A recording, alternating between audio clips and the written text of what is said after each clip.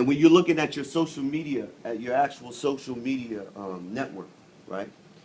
If you could actually build it to just a fan base of 1,000 people who are willing to pay you $45 a year just because they like what you do, or what you and your man do, or what you and your collaborator do, that's enough to actually create the salary of the median family of four in the United States of America. And that's what really people should understand. It's a blessing to actually be able to make a living doing what you love to do.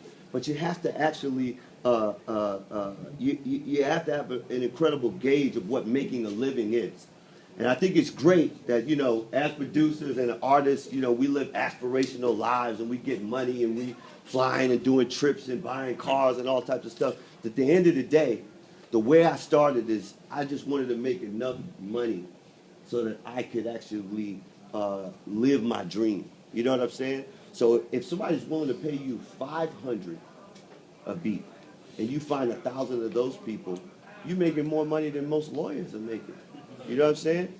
So it's really about finding that niche audience and going and cultivate. You got to think of yourself as a business in and of itself. You know what I mean?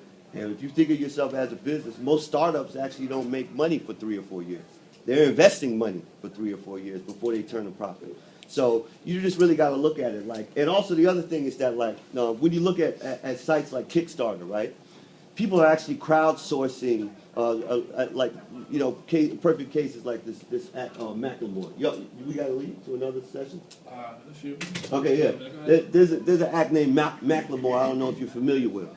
But he came out and he did 78,000 records his first week. You know what I'm saying? 100% independent. 100% independent, right?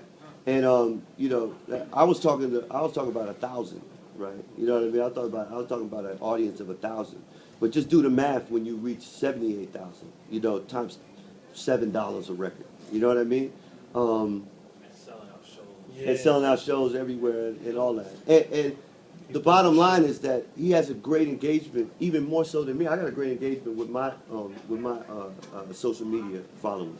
But he has an engagement with his social media following that created a relationship that they actually have a business relationship, and they understand that without them, he can't continue to make music.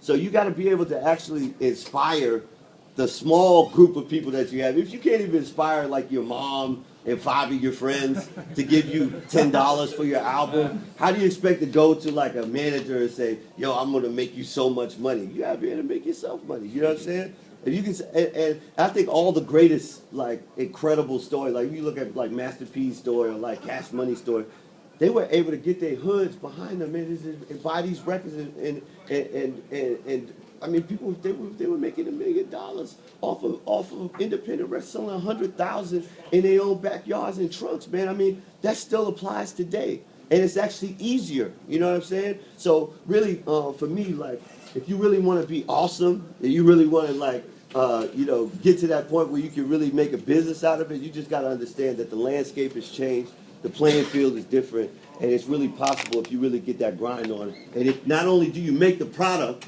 because you chasing trends, like you said, you really just become a copy of whatever's already hot.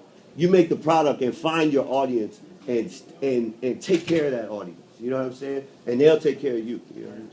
That's what I think. Get up 5